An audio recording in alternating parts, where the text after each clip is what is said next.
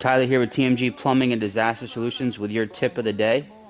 So, with the weather heating up, remember that trick I taught you guys? Your nose knows. Your nose knows best.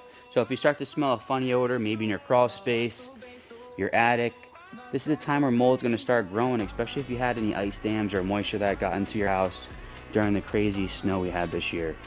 If you start smelling something weird, don't wait. Give us a call today, 860-629-0031.